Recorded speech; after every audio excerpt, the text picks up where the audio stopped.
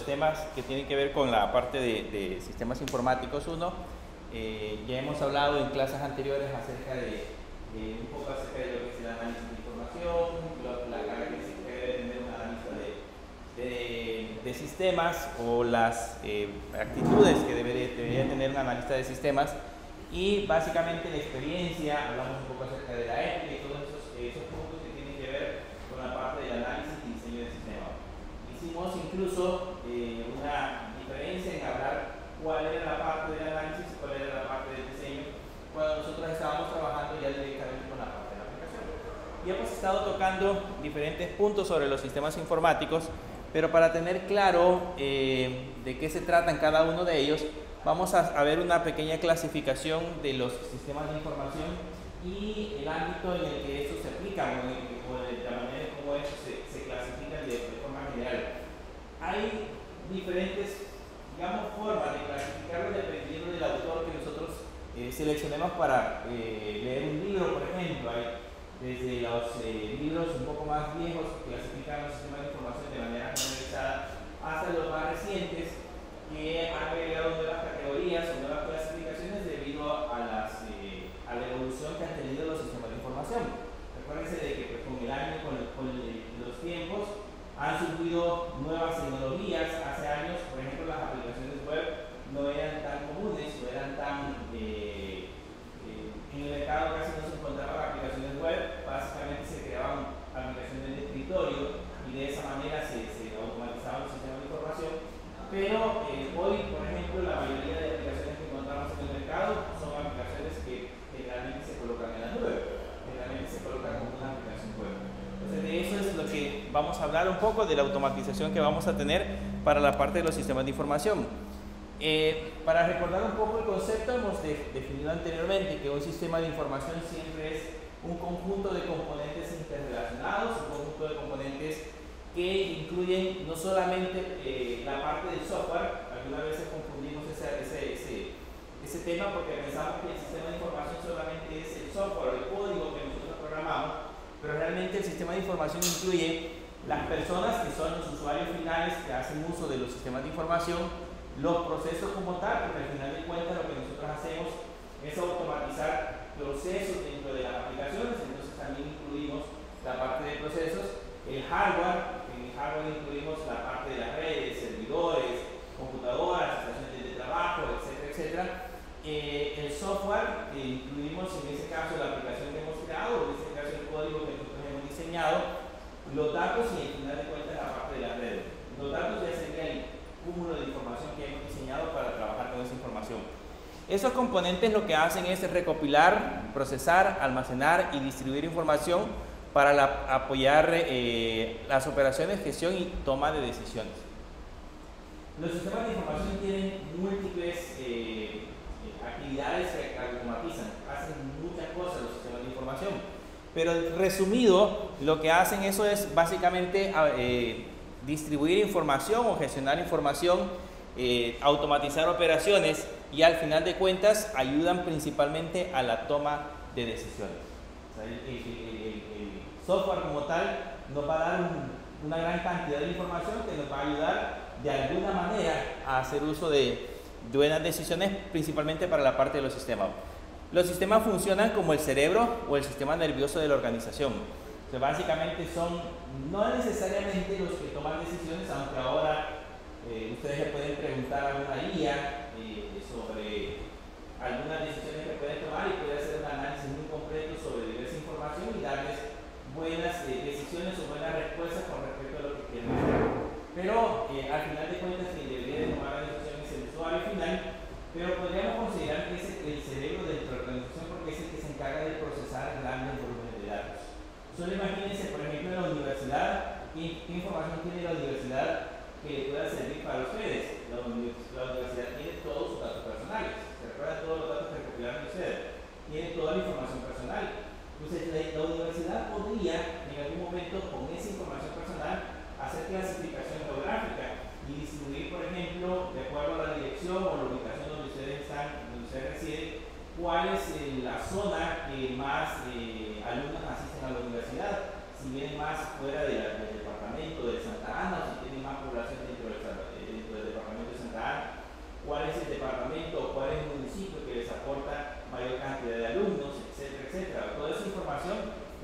de lo que tiene, en ese caso, la universidad. De acuerdo a sus notas o a las carreras que ustedes tienen, pueden tomar una gran cantidad de decisiones. Por ejemplo, la carrera de ustedes ya va a desaparecer. Ya desapareció básicamente. Y la que viene, creo que el grupo que va antes de ustedes es el último grupo que tiene la carrera de sistemas informáticos administrativos. Pero ¿cuáles fueron las razones que probablemente los ayudaron a tomar esa decisión de quitar esa carrera? Pues probablemente hayan sido datos estadísticos. La carrera que más se llena es ingeniería en sistemas, y por ser una carrera que son, digamos, en teoría similares, podría ser que hayan tomado la decisión de mejor darle mayor valor agregado a la carrera de ingeniería. De hecho, ingeniería antes existía solo ingeniería en sistemas, pero ahora, si se dan cuenta, está ingeniería en telecomunicaciones, creo yo, que está ingeniería en desarrollo de software. Pues básicamente todas esas enfocadas al mismo rubro, básicamente al rubro de informática. Entonces ya son tres compitiendo contra una sola. Hay otra carrera que montaron, que es algo similar, pero tiene que ver más que todo con marketing, creo yo. Negocio digital. Negocio digital, tiene que ver más que todo con marketing. ¿Es la sustitución de esto? En teoría, pero yo no he visto completamente el precio, solo he visto que algunas materias como programación web aún se repiten, algunas bases de datos también están ahí, porque necesitan, para montar un negocio digital, la idea es de capacitar a personas para que puedan dar soporte en la parte de marketing digital, digamos, que es lo que está hoy en día, pero haciendo uso de herramientas, ya montar un comercio electrónico, montar un blog, cosas como esa, para saber qué tecnologías se van a aplicar. Pero, digamos, la carrera esa como tal desaparece. ¿Pero de dónde surge toda esa información?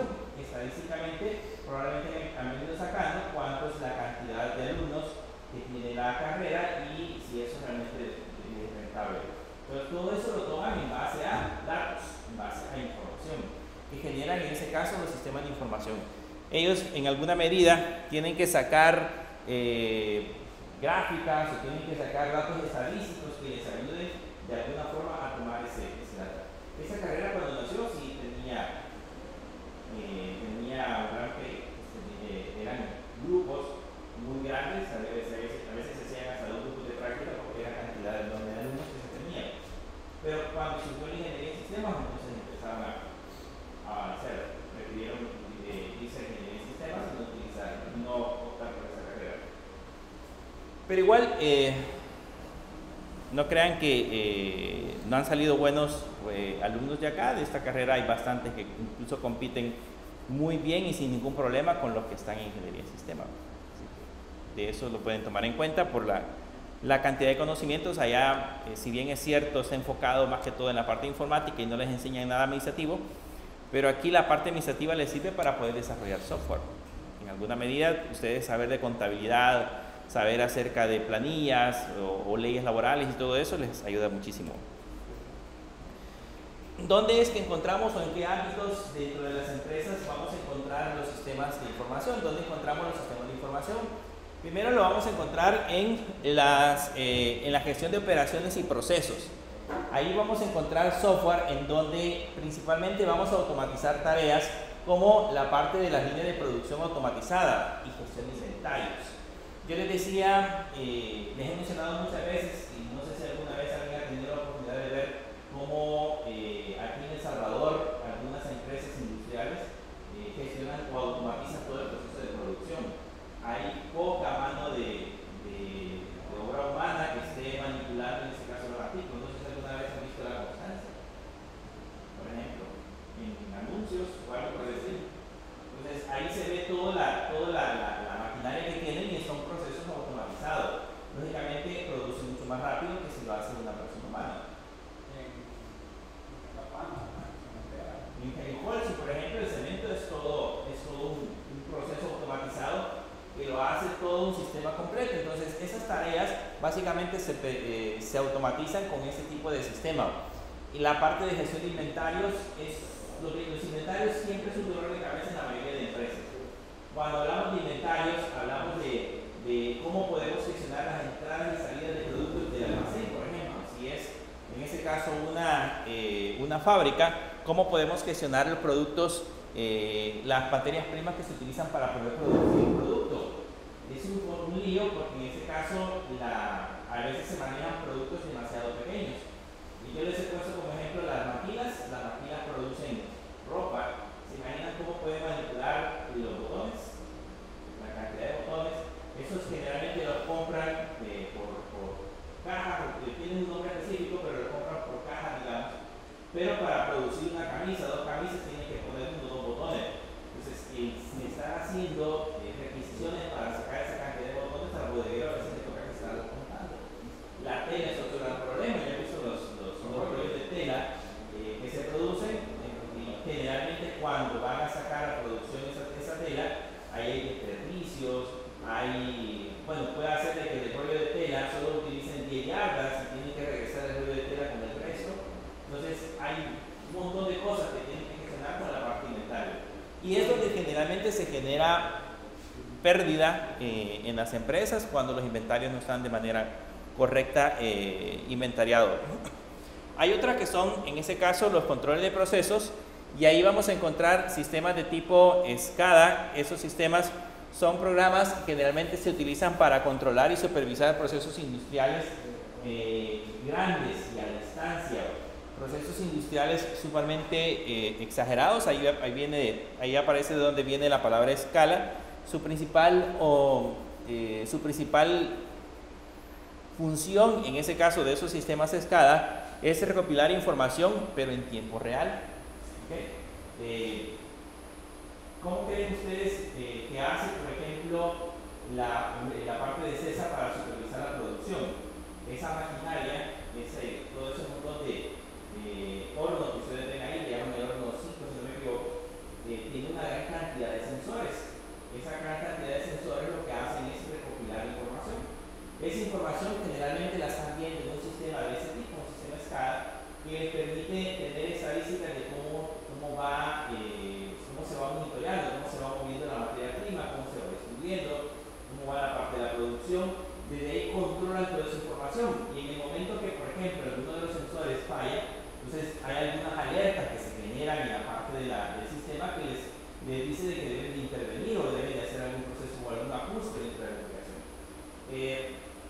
Creo que alguna vez nosotros fuimos y nos decían de que la calidad del cemento es importante, y hay un mecanismo internamente que tiene dentro del horno que mide la calidad del cemento, y la calidad depende de la cantidad de materia prima que le pueda suministrar. Entonces, en el momento que la calidad empieza a bajar, hay unos sensores que detectan ese proceso de manera automática y empiezan a movilizar el área donde se suministra la materia prima y aumentar o disminuir la cantidad de producto. Entonces, todo eso lo hacen de manera automática, pero ¿quiénes se encargan de estar supervisando? Hay un cuarto muy grande donde hay un montón de pantallas, y desde ahí lo que están viendo básicamente son sensores, estadísticas de cómo se está moviendo toda la parte de información. Eso es en el caso de los sistemas industriales, pero pues generalmente eso lo vamos a encontrar en fábricas. Hay sistemas, por ejemplo, de monitoreo de una red completa que tiene que ver justamente con la parte de la información. La otra es optimización de rutas de entrega y gestión de cadena de suministro. Les voy a poner un ejemplo de un problema que ustedes pueden analizar. Ya han escuchado acerca yo creo que han visto la famosa empresa de envío de paquetes que se popularizó con la pandemia, el 0.107, que anda por ahí, un montón de camioncitos. Ahí les llegan un montón de paquetes. Ahí llegan, creo que los paquetes de AliExpress y los de Temu llegan a ese lugar, ya llevaban el correo y ellos se encargan de empezarlos a repartir. Ahora, ¿cuál es la tarea de un software? ¿O qué es lo que debe de hacer un software que recibe esa información? Cuando llegan, por ejemplo, 10 paquetes para entregar el día de mañana, ese sistema tiene que ser capaz de calcular cuál es la ruta más adecuada para la entrega de paquetes. Porque puede hacer que tenga que entregar paquetes aquí, por ejemplo, por esta zona, hay otros paquetes que tenga que entregar por los datos de Tornar, hay otros paquetes que tenga que entregar en la parte de Vigo, hay otros paquetes que deban entregar probablemente yendo carretera, ¿cómo se llama la que está acá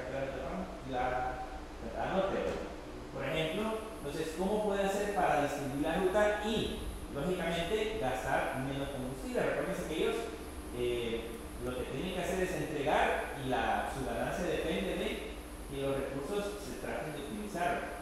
¿Cómo podemos hacer para poder generar, en ese caso, rutas de entrega? Y eso es lo que debería de hacer un sistema. Debería de ser capaz de ubicar direcciones. El problema de que solo se utilizan direcciones, de ubicar direcciones y en base a esas direcciones poder determinar la ruta más exacta. ¿Ha oído hablar de UPS? UPS, por ejemplo, creo que en Estados Unidos creó un sistema de optimización de rutas que el sistema, para ahorrar su combustible, lo que hacía es que en todas las carreteras, en lugar de virar hacia la izquierda, todos los virajes lo hacían hacia la derecha. Entonces, por ejemplo, si llegaba un semáforo y tenía que tomar esa calle, entonces en lugar de pararse en medio del semáforo para poder cruzar, se iban a dar vuelta y hacían todo el viraje a la derecha. Y bueno, nosotros cuando lo empezamos a ver decíamos, pero si hace una cuadra, tendría que gastar más gasolina. Pero al final de cuentas el algoritmo probó que hacer ese proceso les optimizaba la ruta y le gastaba menos gasolina. Ahorraron millones de dólares en el proceso de entrega. ¿Qué lo hizo? Un simple algoritmo. O sea, fue un sistema que permitió hacer ese tipo de cálculos para la parte de la gestión de ruta. Por ejemplo, también las empresas que se dedican al envío de productos desde México hasta Panamá, por ejemplo, tienen que hacer también procesos de gestión de rutas que les permitan determinar cuál es la forma más idónea para llevar el producto desde un país hasta otro. Entonces, esos también son sistemas de gestión de rutas o sistemas de gestión de la cadena de suministro. Hoy es más fácil porque se usan GPS. Lo que se hace es que se le colocan a cada camión se le coloca un dispositivo de rastreo y desde ahí se puede sacar información, históricos de cómo estuvo la ruta, por ejemplo, anterior, y poder en este caso ir sacando información para posteriormente poder gestionar mejores rutas al momento de que se vuelva a calcular.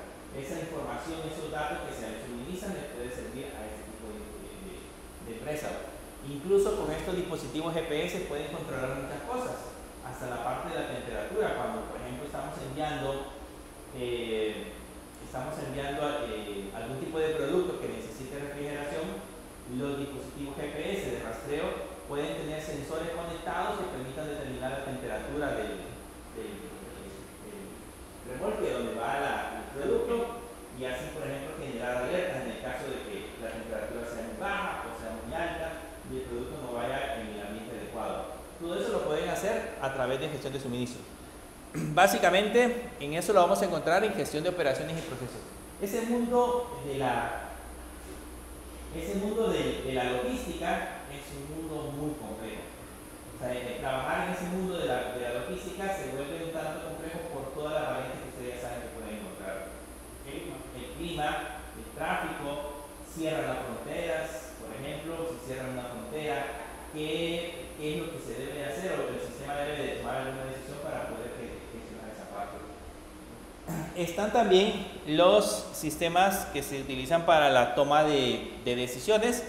Ahí vamos a encontrar los famosos dashboards.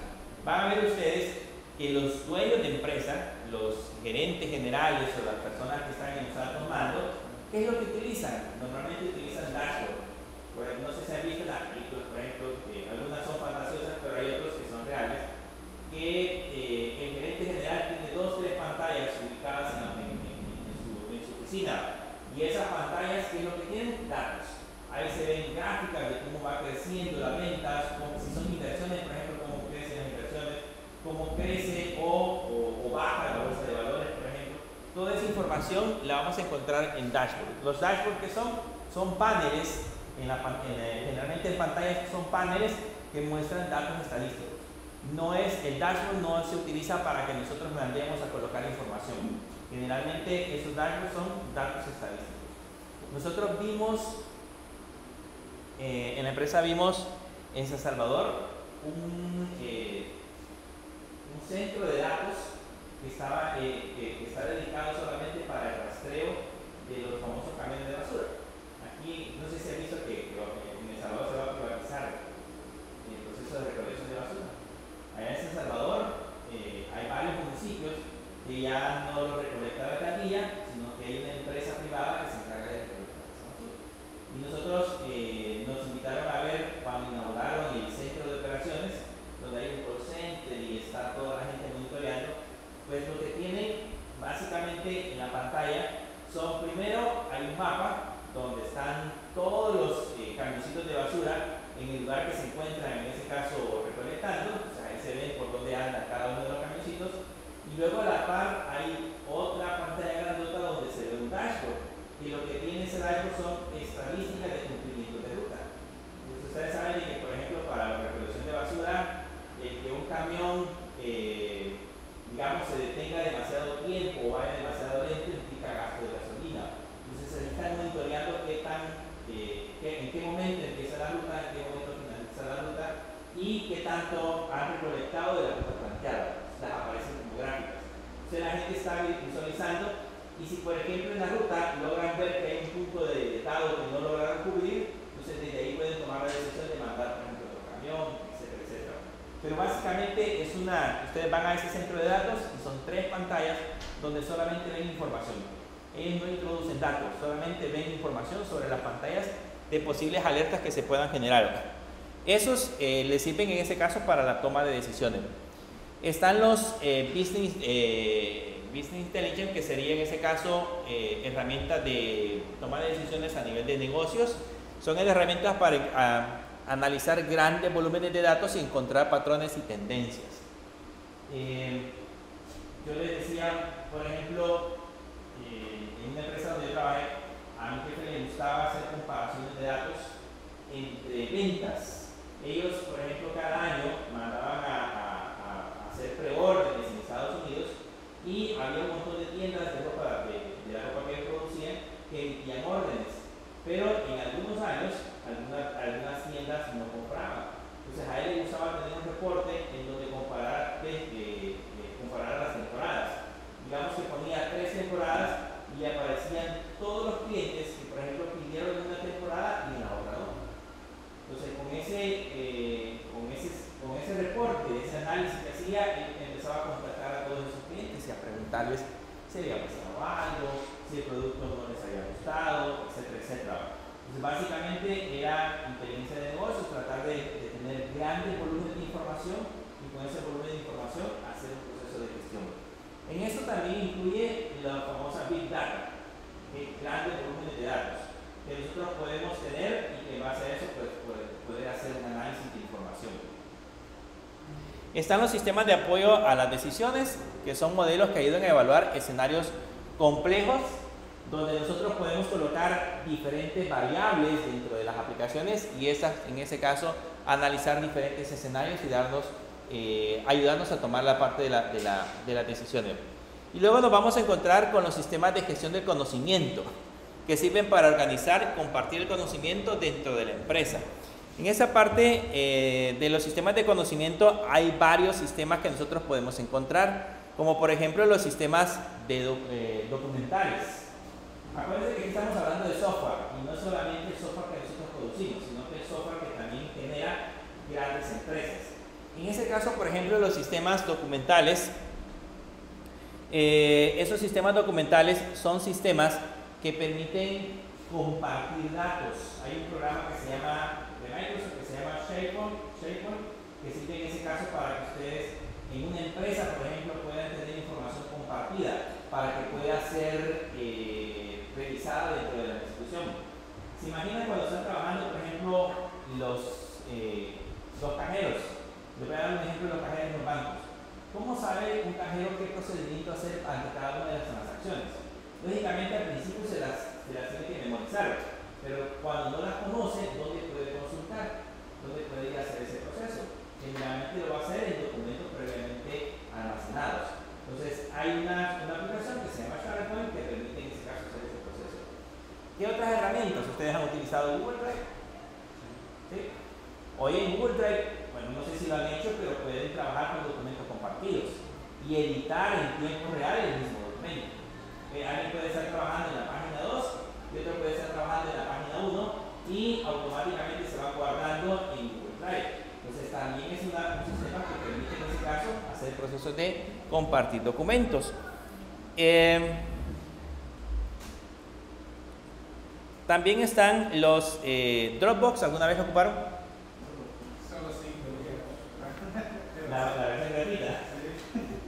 Por ejemplo, Dropbox se hizo famoso hace años cuando uno no encontraba cómo subir información a la nube, cómo respaldar información. Porque pues fue famoso por crear los primeros discos virtuales en la nube. No tenía un espacio de almacenamiento virtual donde podía guardar esa información. Era la competencia de Mediafire. Sí, solo que en Megabyte en aquel entonces se usaba más para cosas ilegales. Mientras que el Dropbox en teoría era más empresarial, no tenía que pagar como una licencia. Pero sí, era en aquel entonces la competencia de Neobloa, era Neobloa lo que después se convirtió en Megabyte. Entonces era la competencia real. Pero pues el boom en aquel entonces era subir información, mis datos personales, subirlos directamente a la nube. Ahora usamos Google Drive. En el caso de Google Drive, ustedes saben que es una herramienta súper poderosa para nosotros poder tener información compartida y que varias personas estén accediendo directamente a él. Antes, Google Drive. Sí, dependiendo del espacio. El espacio gratuito de los, ¿cuánto le da? 15 gigas. Eso sí es gratuito, 15 gigas, pero nosotros en la empresa tenemos que pagar Google Business, que es un poco más caro, y a veces si nos da, si no me equivoco, tenemos 50 gigas por cada cuenta para poder compartir, más otras herramientas adicionales que podemos tener. Pero pues ese es el negocio, si no, ustedes saben que lo gratis o esas empresas de las que son gratuitas juegan con nuestros datos y llegamos hasta un límite. Cuando llegamos a ese límite tenemos que pagar. Bueno, ustedes si suben demasiadas fotos, saben que 15 gigas no les funciona. Ya tienen que pagar $1 y algo por tener más almacenamiento y así se va a prolongar. Y en caso de tener su propia nube, uno queda muy caro. Si quieren tener, lo que pasa es que si ustedes quieren tener su propia nube, pues pueden comprar un NAS. Ya saben que es un NAS. Un NAS es un medio de almacenamiento, un sistema de almacenamiento como un servidor de archivos donde ustedes le van montando discos duros. Es como un compartimiento donde ustedes ponen el primer disco duro y si necesitan más espacio compran el otro disco y se lo montan y él automáticamente se encarga de administrar esos discos duros. La ventaja que tienen es que pues tiene redundancia o tiene varias características que digamos evitan que el equipo se dañe. Pero tienen que montar el NAS en su computadora y su red local va a funcionar muy bien. Pero si lo quieren tener en la nube, pues tienen que tener un internet bueno para que puedan sus archivos. Pero no es mala idea. Tener un NAS es tener su propio almacenamiento. Si no están dispuestos a dar datos privados a los proveedores en la nube, pues tener un NAS es más privado. Y en el caso así como hay unos routers de las compañías que traen un puerto USB, según mi poca investigación que hice, que se puede conectar un disco de portátil y tener su propia almacenamiento. Sí, tienen que configurar el router. Sí. Tendría que configurar el router para que lo reconozca, pero sí, podrían tener en ese caso. Lo que pasa es que el router debe tener parte de las características del sistema operativo que tiene instalado que permita administrar el disco duro, pero sí lo pueden hacer. El problema que se van a encontrar algunas veces es que la IP pública que normalmente ustedes tienen va cambiando. Eso les puede dar un tipo de problemas. Hay maneras en que ustedes pueden hacer eso dinámico, hay servicios en la nube que les permiten compartir su propio sitio de internet local, pero pues ya sería agregarle otros servicios a su sistema. Pero no sería mala idea. De ahí vamos a encontrar sistemas, herramientas de colaboración de redes sociales. En el caso dentro de los sistemas de gestión de documentos, ya hemos usado Microsoft Teams. ¿Nadie ha usado Teams? Para reuniones. Para Teams es un montón de cosas, además de reuniones, es todo un sistema de colaboración, es como una red social, es como una red social a nivel corporativo, ¿okay? Con Microsoft Teams. Lógicamente también hay una versión gratuita que está limitada y está la versión pagada, la versión business, que es la mejor versión. Pero con Microsoft Teams ustedes pueden hacer reuniones, pueden compartir archivos, pueden, como es una red social, pueden compartir comentarios, chat privados entre diferentes usuarios de la red, etc. Pueden tener vinculados documentos de Word, Excel, PowerPoint, etc. Ese es Microsoft Teams. Así que de alguna forma también pasa a ser un sistema de gestión del conocimiento, tan calculado dentro de ese tipo, como herramientas de colaboración. También están los sistemas sistemas expertos de IA. Pregunto, a esas alturas, ¿ustedes le confiarían a una IA que le hiciera una operación? ¿Una intervención quirúrgica? Con ChatGPT 5. Con ese no lo harían. Pero hay muchos países que ya están implementando inteligencia artificial. Pero olvidémonos de las operaciones quirúrgicas. Probablemente más adelante eso va a ser mucho más avanzado y el doctor lo único que tenga que hacer sería supervisar. Quien se va a encargar de hacer las operaciones sea una inteligencia artificial. Pero existen sistemas actualmente que pueden hacer diagnósticos. Cosas que, por ejemplo, patrones que para un médico le es más difícil de identificar, se han encontrado, por ejemplo, o antes se han creado inteligencias artificiales que pueden detectar cáncer con bastante tiempo de anticipación de acuerdo a ciertos patrones que ellos pueden identificar. Como hay un montón de datos que pueden analizar en tiempo real, que probablemente no lo hace el médico, entonces le puede dar una pauta de que se puede encontrar ese tipo de enfermedades con mucho tiempo de anticipación. Eso es gracias a la IA. Y los otros elementos que podemos encontrar, ¿saben que ya han utilizado Wikipedia? Wikipedia es un sistema de gestión de conocimiento. Ustedes saben que en Wikipedia está escrito todo. Pero ese tiene más conocimiento porque si yo ingreso, y se lo puede modificar. En teoría sí, pero hubo un tiempo que al cenar a ChatGPT donde íbamos a consultar era a Wikipedia. La mayoría de conceptos, o bueno, de hecho si ustedes en Google buscaban alguna definición, los primeros links que les daba era Wikipedia. Se imaginan que porque Google es dueño de Wikipedia. Lo compró, entonces lo que estaba haciendo es tratando de darle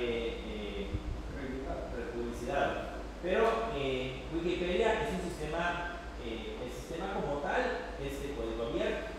Ustedes pueden montar su propia Wikipedia en las empresas y hacer un vínculo colaborativo. Eso significa que las personas pueden publicar información y esa información puede ser pública dentro de la empresa para compartir conocimiento. Para eso se utiliza en este caso los Wikipedia. Y también vamos a encontrar los sistemas de aprendizaje de información. Entre ellos está Moodle. Ustedes saben de que Moodle es un sistema de aprendizaje, o sea, desde Moodle podemos hacer una gran cantidad de cosas. Quizás nosotros no utilizamos todas las características que tiene Moodle, pero podemos hacer una gran cantidad de cosas. Lo principal es que código abierto. O sea que si alguna vez en algún lugar les dicen que si pueden instalar Moodle, ustedes pueden decir que sí, porque básicamente es configurar un servidor Linux y ahí instalar el sistema, seguir los pasos que dice el sistema para poder tener Moodle. Y el resto es cuestión de configuración. O sea, hay que aprender a utilizar la plataforma a nivel administrativo para poder configurar esa parte. Pero se puede. Ahí van a encontrar Moodle e incluso plataformas de capacitación interna dentro de los ejemplos que vamos a encontrar para la parte de la información. También vamos a encontrar en la parte de interacción con clientes y mercado, en gestión de relaciones con los clientes, están los Customer Relation Manager, que lo hemos estado mencionando muchas veces, que son los CRM, los e-commerce, que son plataformas de comercio electrónico para las ventas en línea, ¿okay? Marketing digital, herramientas para campañas, análisis de redes sociales y segmentación de clientes. ¿Ya han utilizado las herramientas de marketing en las redes sociales? Para las redes sociales, hoy se demora eso. Ya he visto que hay gente que la contratan, ¿cómo se llama? Algo tiene que ver con las redes sociales, el manager de las redes sociales, tiene un nombre específico, el community manager, por ejemplo. Entonces, es la persona que se encarga de administrar redes sociales. Y eso, para eso necesita herramientas para redes sociales. O sea, hay algunas herramientas que le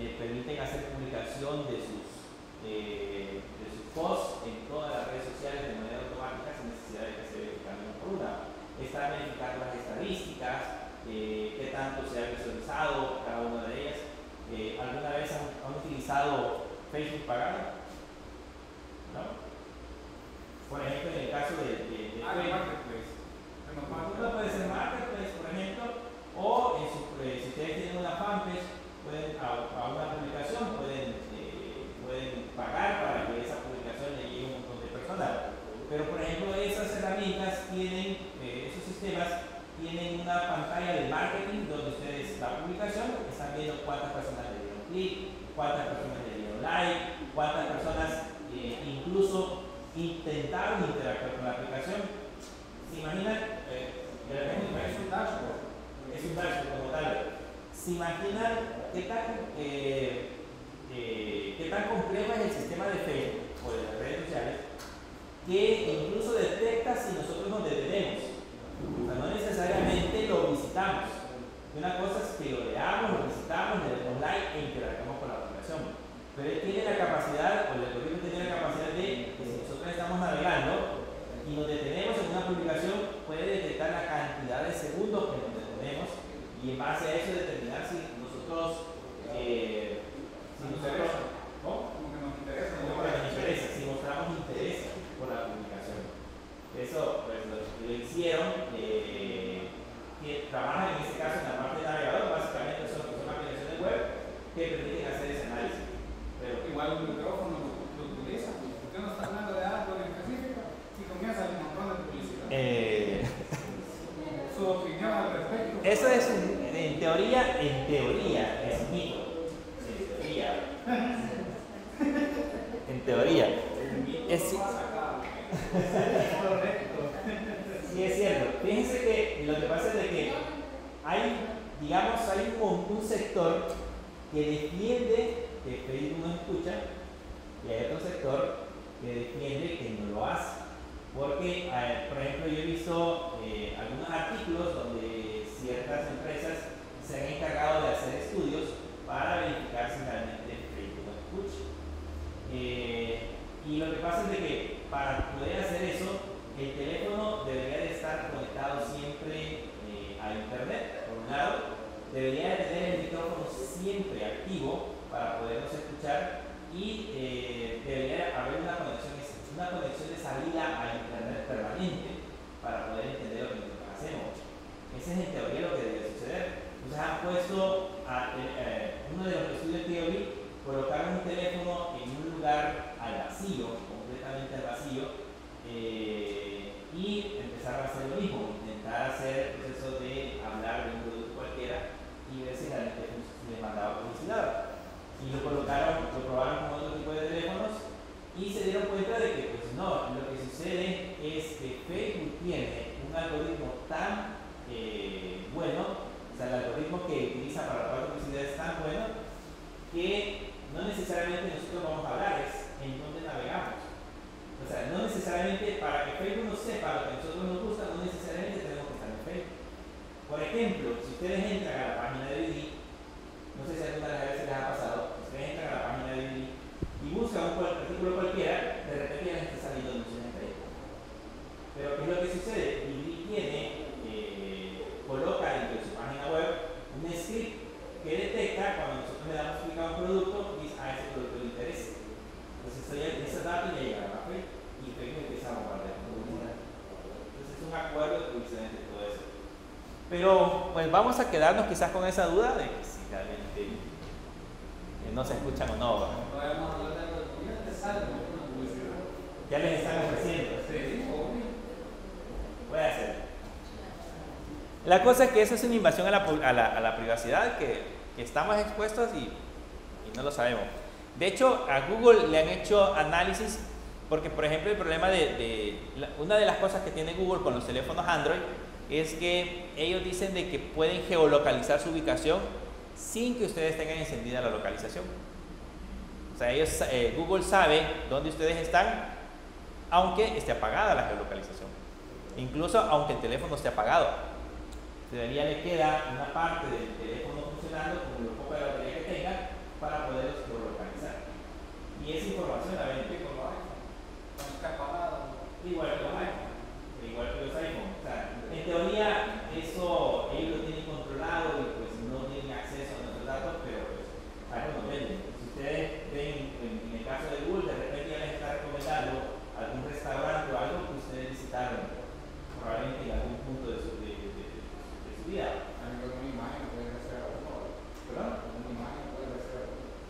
con las imágenes.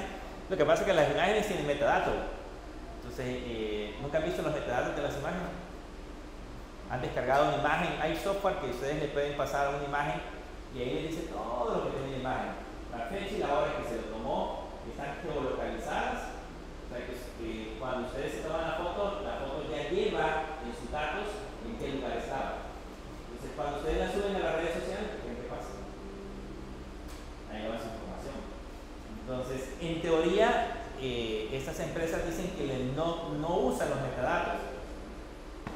Pero es parte de la información de la foto. Es parte. Sí, es parte. Se le puede quitar. Ustedes le pueden quitar los metadatos a las fotos.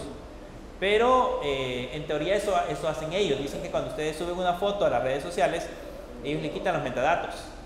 Pero no, realmente se quedan con ellos. Porque es parte de su negocio. Es como los teléfonos, montan una foto en algún lugar y uno se va para las fotos, en el mapa de la foto, y ahí sale la foto, qué teléfono la tomó, a qué horas.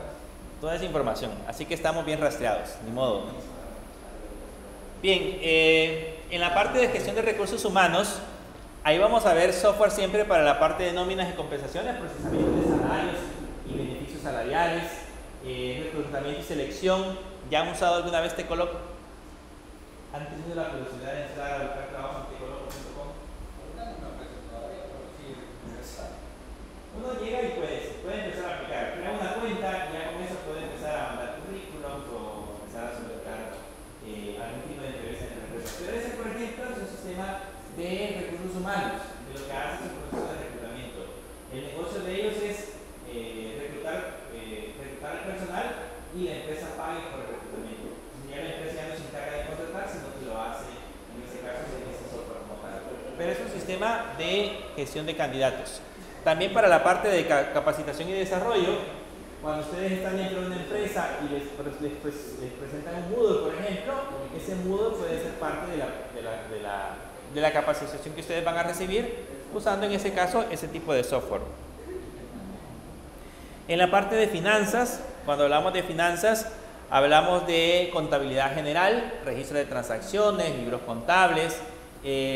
Sabemos de que la contabilidad es una de las áreas en las cuales los contadores necesitan software que sea muy preciso. Entonces ahí está incluido gestión de activos, seguimiento de inversiones y propiedades. ¿Alguna vez he utilizado una billetera para rastrear cómo están las inversiones en la moneda, por ejemplo? Por ejemplo, Binance, ¿han usado Binance? Ese es un software que sirve en ese caso para la parte de finanzas. ¿Alguien se ha intentado meter en la bolsa de valores? ¿Alguna vez? Para hacer eso. Pero por ejemplo, si ustedes se meten a la parte de gestión de bolsa de valores, hay software que también tiene sistemas que permiten ir midiendo cómo va la bolsa de valores. Cuando por ejemplo las acciones de Nvidia caen, entonces ahí se ve el proceso de caída y se ve en el momento que esas acciones Ya están implementando la inteligencia artificial para hacer la inversión. Se supone que pues si se sabe suministrar bien o administrar bien, pues hay menos riesgo de pérdida. Pero yo no siento tanta confianza o sea, estoy confiando en mi dinero o en mi inteligencia. Sí. También me hace. En teoría hay maneras seguras de poder invertir. Nosotros nos han dado por ahí algunos lugares en Estados Unidos donde ustedes pueden tener procesos de inversión. Bueno, de hecho es la parte de las inversiones es un tema muy aparte, o sea, hay que aprenderlo antes de meterse. No es solamente que digo, mañana tengo $1000 y los voy a meter a la bolsa de valores. Seguro que el siguiente día ya los tiene, porque has aprendido. Hay que aprender cómo hacer el proceso de inversión, a no ser que tenga suerte. La parte de auditoría y cumplimiento normativo, a nosotros nos han pedido mucho de estos software, más que todo recomendar software que sea de tipo auditoría. Ustedes saben que las empresas llevan contabilidad general, pero también existe dentro de las empresas un sistema de auditoría para verificar que la contabilidad sea exacta. O sea, hay un auditor externo que llega a las empresas y empieza a verificar cuáles son las transacciones que se han dado, sea una factura faltante, si todas las personas están al día, si los pagos están al día, etcétera, etcétera. Entonces hay un sistema, además del sistema de contabilidad, hay un sistema que sirve para auditar. Entonces sería el auditor tendría que tener ese sistema. El auditor es el que tiene el sistema. Lo que hace es el sistema contable es darle insumos, meterlos a la parte del sistema de auditoría y el sistema de auditoría ya le da información. Solo presentan las facturas. Tiene que analizarlo, sí, tiene que analizarlo, pero ya le da resultados. Lo que pasa es que un auditor, nunca han visto, bueno, los contadores supongo que ya han visto algunos que cómo están trabajando normalmente, están trabajando con números. El auditor lo que hace es comparar, por ejemplo, los estados financieros o los libros de ventas, los libros de compras y empezar a comparar factura por factura a ver si cuadra, si están al centavo. Y si están al centavo, entonces él da su firma y dice, pues sí, está todo correcto, sí se pagaron los impuestos correctos, etc. Pues ese proceso manual se puede automatizar. Le pasan todas las facturas digitales, así como ahora que ya están con la facturación electrónica, le pasan esa información y el sistema puede tomar decisiones. Pues se puede vender a los contadores un sistema de eso. Ya hay, de hecho, sistemas de ese tipo. Y están los sistemas de propósito específico, como los sistemas de información geográfica para manejar datos geoespaciales. Cuando hablamos de datos geoespaciales, hablamos de información. Y aquí les quiero dar un ejemplo de cuál es uno de los sistemas más complejos que se pueden generar con información geoespacial, que es en el caso de Uber. Para Uber, ya todos usan Uber, ¿cierto? Ya han pedido un taxi, usando Uber. ¿Qué es lo que hace Uber? Cuando ustedes piden el taxi, es lo que hace es geolocalizar en un radio cuál es el taxi más cercano.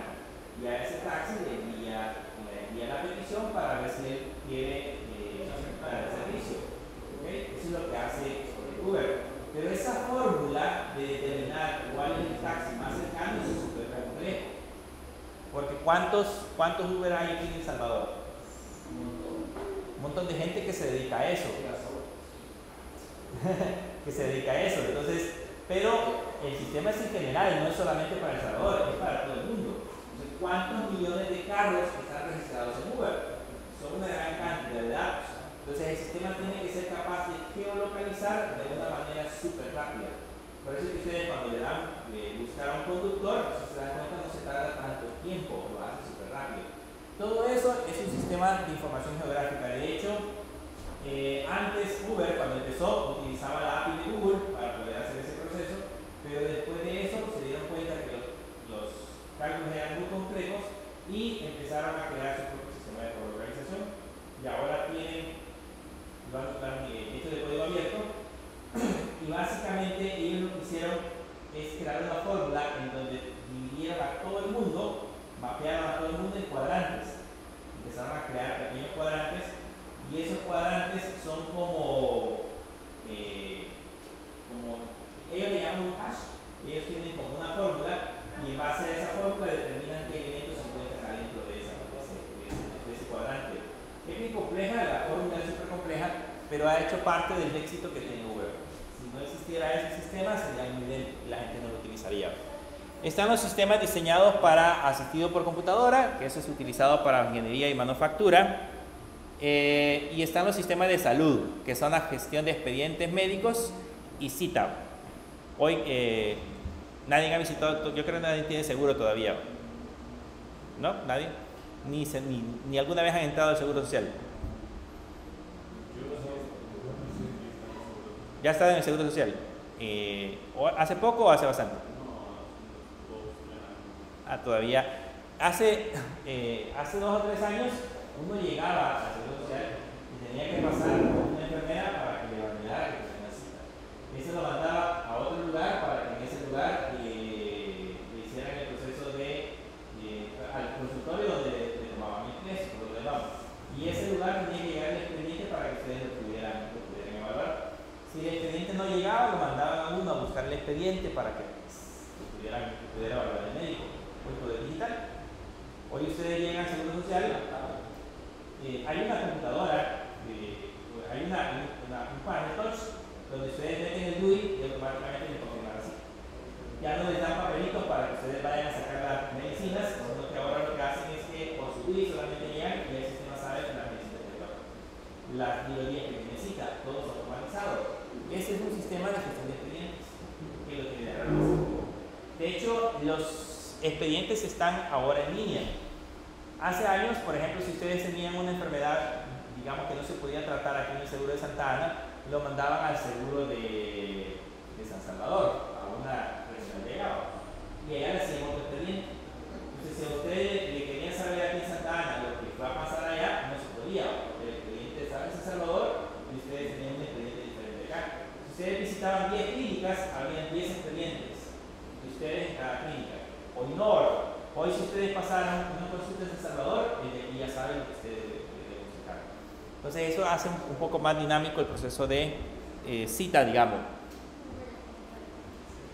De ahí vamos a ver una clasificación. En general están los sistemas de información front office, que son los sistemas que se utilizan de cara al cliente. Son los sistemas que normalmente vamos a visualizar para la parte del cliente. Estos sistemas interactúan directamente con los clientes, socios o el público externo, y su principal objetivo es gestionar y optimizar relaciones externas con las ventas. Generalmente están enfocados en la experiencia con el cliente, o sea, básicamente esos sistemas front office son los que el cliente puede ver dentro de la empresa. Díganme un ejemplo de un sistema front office de aquí de la universidad.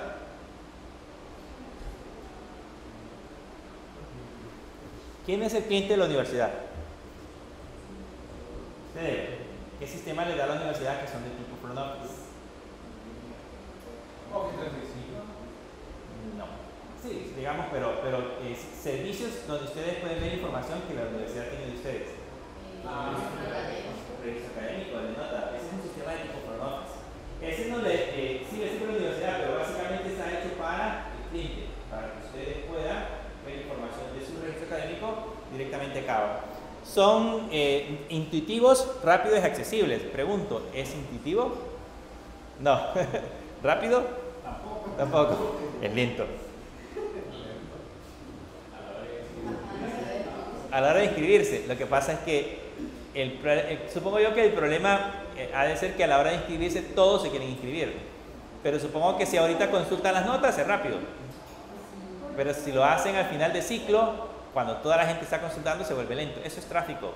Probablemente haya que hacer un proceso de balanceo de carga para que cuando el tráfico suba, empiecen a aumentar los recursos. Y eso es un problema con los sistemas. Los clientes siempre quieren que los sistemas sean rápidos. ¿Okay? Ahí no siento el Ahí sí. Bien, recopilan datos directamente de las interacciones externas, o sea, de los datos que ustedes alimentan directamente a la parte de la aplicación. Ejemplos de sistemas que son del lado del front office, ahí siempre vamos a tener los famosos CRM, que son módulos de ventas, los e-commerce, los sitios web corporativos. En ese caso, el sitio de la universidad, ¿para quién está hecho? Para los clientes, para los alumnos, para ustedes, para eso está hecho el sitio de la universidad. Lo utilizan los empleados, probablemente sí, pero quien más información le proporcionan es a las personas que visitan el sitio. Es información pública, formulario de contacto, etc. Incluso hasta los posibles clientes, porque en este caso la universidad capta clientes a través del mismo sitio. Están las terminales de punto de venta o tiendas físicas, aplicaciones móviles para clientes, que son las apps bancarias. Bueno, las apps bancarias son de la universidad, cada banco tiene una app diferente y tiene características pro y contra, digamos, distintos. El banco Agrícola es diferente a la que tiene el banco Catlán, por ejemplo, o a la que tiene el banco Promedica. Cada una tiene sus pros y sus contras, pero son apps creadas directamente para el cliente. Las apps de retail, en este caso que son apps para vender productos, ustedes utilizan, supongo yo que si piden a China, utilizan mucho AliExpress o Temu, por ejemplo. Esa es una app creada directamente para el cliente. Y aplicaciones de servicio. Y están los sistemas de atención al cliente, como los call center y los chatbots. Los chatbots contestan automáticamente. Fíjense que, de haber se ha quitado eso. El Banco de América Central ya no tiene un sistema de acceso por teléfono o un call center directo, sino que es a través de WhatsApp. ¿Qué es lo que tiene en WhatsApp? Un chat. Ustedes escriben y ya les dice qué es lo que quieren. Seleccionan una opción y a eso probablemente si necesita intervención humana les manda, si no les puede dar información. Claro, también. Movistar. Claros, ya no tiene número. Claro, tengo rato de O sea, nombre. sí tiene número todavía, pero pero utilizan bastante la parte del chatbot. ¿Qué hace eso? Reducir costo, porque ya no tienen tanta gente contratada. Consulta en general. Lo que pasa es de que hay clientes que, por ejemplo, quieren saber el saldo de su factura. Entonces eso lo puede automatizar un sistema. Entonces, pérdida de tiempo para alguien que va a estar trabajando en esa parte. Entonces ese proceso lo automatiza. Es para hacerlo más eficiente. De ahí se encuentran los sistemas de tipo back office, que son sistemas de operaciones internas. Son los sistemas que soportan las operaciones internas de la empresa, procesos que el cliente no ve directamente, pero que son esenciales para el funcionamiento del negocio. Ese ya, por ejemplo, son los sistemas que ustedes ven en el registro académico. Cuando ustedes van ahí, hay una persona que está trabajando en un sistema directamente de la empresa. Ese no lo ven ustedes. ¿Okay? Es solamente para el uso de la institución. El enfoque en la eficiencia, automatización y el control de procesos internos. Eso es solamente para el registro interno. Se manejan datos de operaciones, finanzas y recursos y pueden ser más complejos en su configuración interna, pero menos preocupados por la interfaz de usuario externa. Ejemplos de sistemas back office, ahí están los ERP, ya les he mencionado cuáles son los ERP, los SCM, que son los sistemas de cadena de suministro para gestión de proveedores, logísticas, almacenes, los sistemas de recursos humanos, los de contabilidad y los sistemas de manufactura y producción. Todos esos son sistemas de tipo back office que trabajan directamente para la parte de las empresas. ¿Cuál es el enfoque que tenemos en este caso por la parte de los sistemas? Vean, por ejemplo, la parte de dirección y alta gerencia, lo que ellos buscan es herramientas estratégicas para la toma de decisiones, expansión del negocio, reducción de costos y ventaja competitiva y consecución de los objetivos generales de la empresa. Y esto debe responder, los sistemas enfocados a la alta gerencia deben de responder a preguntas como: ¿el sistema nos ayuda a crecer? Las empresas siempre quieren crecer, entonces les da alguna alternativa para poder crecer. El retorno de inversión, ¿qué retorno de inversión les dará? ¿El sistema realmente les sirve para retornar la inversión? ¿Les da una ventaja competitiva? ¿O cómo podemos mejorar, cómo podemos tomar mejores decisiones con los datos? Eso es información para la alta gerencia. Generalmente son ese tipo de sistemas. Para marketing, la parte de marketing lo que hace es priorizar que permita atraer, gestionar y retener clientes, atender sus comportamientos y optimizar las campañas. La facilidad y el uso y rapidez es clave en ese caso y debe de responder a la pregunta: ¿cómo captamos más clientes? ¿Cómo captamos más leads? ¿Cómo captamos más clientes? Generalmente las empresas andan buscando la manera de que crezca. ¿Cómo hace la universidad para gestionar más clientes? Utiliza la página de la universidad, por ejemplo, para proporcionar toda la información de las carreras, los pensum, los costos, para que la gente llegue, verifique y se decida por estudiar en la universidad. ¿Perdón? Las visitas que hacen a los colegios, si se dan cuenta de las visitas que hacen a los colegios, ahí van la publicidad que colocan y lógicamente también colocan información de la página web para que la gente vaya y lo haga directamente desde la página. Todo eso lo hacen a través del sistema. ¿Cómo mejoramos la experiencia del cliente? ¿Cómo personalizamos las ofertas? ¿Han escuchado ofertas de la universidad?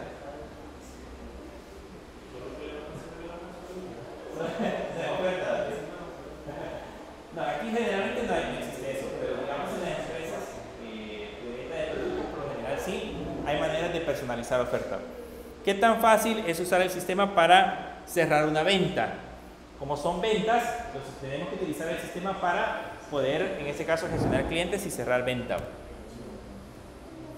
Para la parte de operaciones y producción, estos sistemas optimizan la eficiencia, automatizan procesos, reducen, en este caso, errores y mejoran la calidad de la producción o el servicio. Y la fiabilidad y el rendimiento son esenciales. ¿Qué preguntas deben responder? Primero, ¿cómo reducimos tiempos de producción? ¿Okay? Eso es importante para las empresas, principalmente para las empresas industriales, porque los tiempos de producción, entre más pequeños, más cortos sean, pues lógicamente le reducen en ese caso los costos. ¿Cómo gestionamos mejor el inventario? ¿Cómo minimizamos los desperdicios? Que eso también es importante, cómo reducimos en empresas industriales la cantidad de productos que genera desperdicio. ¿Qué tan robusto es el sistema? Eso es parte de lo que vamos a encontrar para los la parte de operaciones. En la parte de finanzas, ¿qué es lo que hacen las empresas o qué necesitan de los sistemas? Necesitan que se aseguren la precisión. Cuando hay una contabilidad, dijeron que la contabilidad es exacta. Al centavo. Al centavo. En teoría, todo contador le va a decir la contabilidad es exacta. No debe sobrar ni debe faltar absolutamente nada. Para eso necesitan sistemas que aseguren eso, que aseguren la transparencia, ¿okay? Que en la empresa no haya nada fuera de la ley, la seguridad y el cumplimiento de normativas de todas las transacciones financieras, el control de gastos y la generación de informes son vitales. Y ahí vamos a ver información como qué tan precisos son los informes financieros. El cliente quiere ver al final un informe de ganancias, qué tan cierto es ese informe de ganancia, qué tanto ganaron en el año. Podemos auditar eso fácilmente. Cuando trabajamos con impuestos, con el gobierno, todo eso, es importante saber auditarlo. Estamos cumpliendo con las regulaciones fiscales. Ustedes saben de que la mayoría de empresas tratan en alguna medida de regular sus procesos para que sean lo más legal posible, porque pues una multa no la va a hacer. Y aún así tratan de esquivar, digamos, el pago de impuestos, pero de manera legal. ¿Okay? Existen formas de hacerlo. Y la otra es cómo controlamos la parte de los presupuestos. Cuando hablamos de recursos humanos, en la parte de recursos humanos se utiliza para gestionar talento humano, desde el reclutamiento hasta el desarrollo y la compensación. La confidencialidad y la facilidad de gestión de personal son importantes. ¿Qué preguntas debemos de responder? ¿Cómo atraemos y retenemos el mejor talento? ¿Cómo hacemos para que las empresas contraten las mejores las empresas más capacitadas, a las personas más capacitadas? Hay un pequeño dilema. Por ejemplo, en las universidades, ¿creen ustedes que les serviría algún programa para que ustedes puedan tener su primer empleo acá? Sí. Directamente dentro de la universidad, al momento que se gradúan. Al momento de graduarnos sería una buena opción, solo que existiría mucha demanda. ¿Por qué? Por la cantidad de personas que salen. Por la cantidad de personas. Pero acuérdense que las empresas lo que buscan es capturar el comportamiento. Quieren probablemente tengan las mejores oportunidades, aquellos que hayan sobresalido dentro de su carrera, que a veces les cuesta, en ese caso, conseguir trabajo. Yo creo que ya han visto los memes que buscan en internet para buscar su primer trabajo y le dicen que acaba de salir de la universidad y ya está pidiendo 5, 10, 15 años de experiencia. ¿Y de dónde va a tener esa experiencia? Entonces, la universidad debería de optar por cómo colocar a los alumnos que van saliendo, aunque sea no un pago significativo, o sea, solo que nos reconozcan algo para dar un tiempo de experiencia. esa es la idea de las pasantías. Las pasantías principalmente para eso sirven, para que las empresas contraten personal que trabaje de gratis, ¿okay? Durante 5 meses, pero que adquieran, que valoren las empresas si la persona realmente funciona en la empresa, la contratan. Y de hecho aquí hay muchos alumnos que se quedan trabajando en las empresas donde hacen su pasantía. Pero lo malo que uno tiene que buscar, ¿no? Sí, aunque tienen ofertas. Lo único que ustedes se suscriben en las páginas de las redes sociales, algunas veces están publicando ofertas de pasantía para que ustedes puedan optar. Lo único que tienen que estar pendientes, porque pues, esas tienen una gran demanda, si no buscar. Pero creo que aquí, por ejemplo, quien apoya bastante la universidad son empresas como Claro. Yo me he dado cuenta de Claro, de Tigo, por ejemplo, que contratan muchas personas para la parte de sistemas. Entonces, y ya les dan su primera oportunidad y hay muchos de ellos que se quedan trabajando en esos lugares. Yo he tenido varios de mis alumnos que han egresado en años anteriores que varios trabajan en Claro. Trabajan como administradores de redes, trabajan como programadores. Tengo uno que se fue trabajando como administrador de bases de datos, le gustó ese rubro y ahora trabaja como administrador de bases de datos. Y no le pagan tan mal, a pesar que Claro, no le pagan tan mal. Y la parte de tecnología, para nosotros, para los que trabajamos en tecnología, existen sistemas, sí, son sistemas que se centran en la administración de la infraestructura, la seguridad y el mantenimiento y la escalabilidad de los sistemas. ¿Alguna vez han entrado a Google Cloud? Ustedes pueden hacerlo con su cuenta de la universidad. ¿Nunca han entrado a Google Cloud? Google Cloud, si ustedes entran a Google Cloud, ese es un sistema de administración de infraestructura. Desde Google Cloud ustedes pueden administrar servidores, bases de datos, aplicaciones, y pueden instalar las aplicaciones de manera automática. Todo ese sistema es un sistema que maneja infraestructura. AWS tiene su propio sistema de infraestructura, Azure tiene su propio sistema de infraestructura, y la idea de eso es, y eso deben responder a esa pregunta, ¿es un sistema seguro? Si estamos hablando de esas grandes empresas, probablemente sí. Es escalable. Cuando decimos que es escalable, se puede seguir aumentando en ese caso la cantidad de recursos en la infraestructura. Es fácil de mantener. Cuando hablamos si es fácil de mantener, si es fácil de controlar. Y por último, ¿cómo integramos nuestra infraestructura existente? ¿Ustedes están viendo redes ahorita? Sí, ¿verdad? Si alguna vez, por ejemplo, les toca trabajar, hay mucha gente que se va para Tigo a trabajar en infraestructura, manejo de redes, servidores, conexión de servidores, conexión de cables, todo eso. Pero hay ocasiones en que esa infraestructura generalmente se quiere controlar de la nube. Uno quiere tener servicios en la nube que permitan controlar cómo funcionan esos servidores. Entonces ahí es donde nosotros debemos de utilizar ese tipo de sistemas. Hay sistemas que se encargan de monitorear todo lo que nosotros hemos administrado como parte de la infraestructura. Y eso es muy bueno porque en alguna medida hacen que uno no tenga que estar monitoreando a mano, sino que todo sea como de manera automática, de manera remota. Aún así, les va a tocar, si trabajan en esa área, les va a tocar que levantarse a la medianoche porque un servidor dejó de funcionar. Con un punto de mapa. Tengo un amigo que trabajaba en Tigo y dice que seguido él estaba a cargo de Tigo Money. Y seguido le tocaba levantarse a la medianoche, a la madrugada, por algún problema que había presentado los servidores, le tocaba ir al lugar para poder solventarlo. Pero ese era su trabajo, básicamente monitorear los servidores que utilizaban Tigo Money. Pero se imaginan esa responsabilidad, pues únicamente también un pago. Tenía que estar pendiente, pero sí. Mañana a las 3 de la mañana camino a ver qué pasa. Hay algunas veces en que se puede monitorear desde la casa, o sea, él se podía levantar y monitorear desde la computadora, pero habían casos en que no, había que ir al sitio para revisar qué es lo que había pasado, porque tal vez era un error físico en la parte de las redes. Bien, eso era lo que les quería mostrar con respecto a la parte de los sistemas. Vamos a empezar a ver en la próxima clase algunos lineamientos con respecto al ciclo de vida de desarrollo de sistemas, cómo se hace cuáles son las diferentes etapas que debemos de seguir para el desarrollo de aplicaciones haciendo uso de esa metodología, y la vamos a comparar con otras metodologías más recientes y modernas que están dando auge con ese tipo de servicio.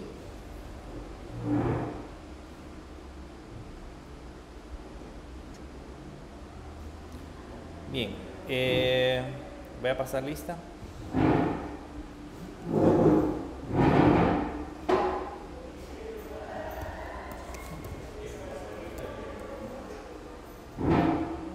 Astrid, Yamilet, Daniel Mauricio, William Alexander, Wilfredo Josué, Benjamín, Wendy, Alicia, María Fernández. María Fernández está enferma. Javier Alexander, Diego Javier y Daniel Alejandro. Y nos veremos mañana temprano.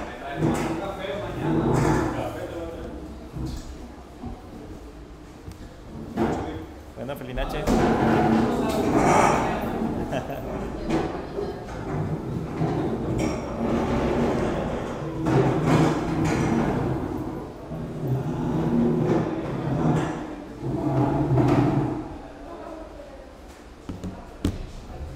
Bueno, feliz noche. Adiós, feliz noche.